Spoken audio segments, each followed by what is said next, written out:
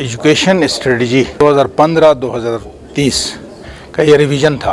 2007 में हमने education road map, जिसको एजुकेशन स्ट्रेटजी गिलगित-बाल्टिस्तान एजुकेशन स्ट्रेटजी कहते हैं, वो शुरू की थी और ये 2015 में फ़ाइनल हो गई थी। कास्ट इफ़ेक्ट की वजह से इसको हमें रिवाइज़ करना पड़ा। उस वक्त भी एकेडियन ने इसको सपोर्ट किया था, कंसल्टेंट्स हायर किए थे और उसको इम्प्लीमेंट करने के लिए कास्ट इफ़ेक्ट बहुत ज़्यादा बढ़ रहा था, जो जीबी गवर्नमेंट के लिए मुमकिन नहीं था।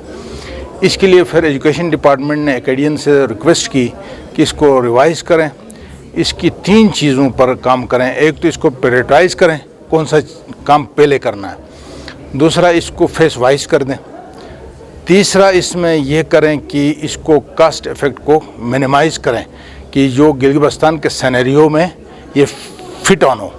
तो इस पर तकरीबन इन्होंने काम मुकम्मल किया था और काम मुकम्मल करने के बाद एकेडियन अथॉरिटी ने हमसे रब्ता किया कि इसको फ़ाइनल कर दिया जाए। तो इस पर हमने 13 तारीख को कल आपस में हम बैठे, तमाम एजुकेशन के जो पूरी हायरार्की है इस पर बैठ गई। डिस्ट्रिक्ट से डिप्टी डायरेक्टर्स, डिवीज़न से डायरेक्टर्स और हमारे डायरेक्टरेट से भी जितने डायरेक्टर्स इन्वॉल्व हैं और गिलगित के टाउन एरिया के प्रिंसिपल्स मेल फीमेल कोई 40-45 लोग, हम इस पर पूरा दिन 9:30 से लेकर 4:30 तक कल बैठे और इसके एक एक पैरामीटर को अच्छी तरह पढ़ा, समझा, एनालाइज किया और उस पर अपनी जो हमारी एजुकेशन के जो हमारे लोग हैं, जो क्रीम हैं, जो एजुकेशनिस्ट्स हैं, उन्होंने इसको समराइज़ किया और इसमें माशाल्लाह एजुकेशन स्ट्रेटजी जो हमारे कंसल्टेंट ने बनाया था बहुत हाई मार्क था। लेकिन इसमें कोई चीज़ें, इसमें ऑब्जेक्टिव के बाद इसकी जो गोल 3 गोल है। पहला गोल एक्सेस है, एजुकेशन एक्सेस है। दूसरा गोल इसका क्वालिटी एजुकेशन है।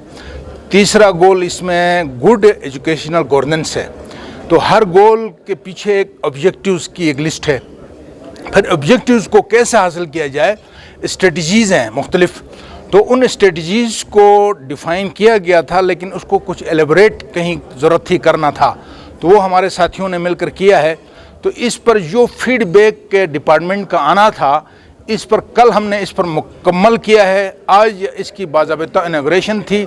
हमारे चीफ सेक्रेटरी गिलगित-बाल्टिस्तान जनाब इब्रार अहमद मिर्ज़ा साहब ने इसको हमें वो चीफ गेस्ट के तौर पर ख़ुद तशरीफ़ लाए और इसकी खदोखाल खुद उन्होंने देखा और इस स्ट्रेटजी को इम्प्लीमेंट करने के लिए जो कुछ भी कोशिशें गवर्नमेंट गिलगित-बाल्टिस्तान की तरफ से हैं, उन्होंने कहा कि मैं जी भी गवर्नमेंट को लॉबिंग करके इस पर कायल करूंगा कि उस पर वो इन्वेस्ट करें।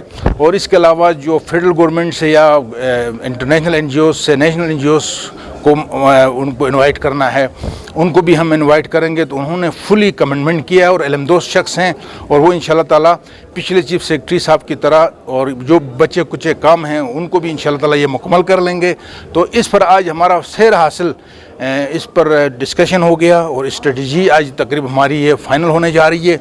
इसके बाद ये अप्रूव होगी। अप्रूव होने के बाद इस पर इम्प्लीमेंट करने के लिए फिर मुख्तलिफ रिसोर्स हमें चाहिए होंगे। फेडरल गवर्नमेंट का रिसोर्स चाहिए होगा, जीबी गवर्नमेंट की प्रायोरिटीज़ चाहिए होंगी और फिर एनजीओ से डोनर्स कॉन्फ्रेंस करवानी होगी।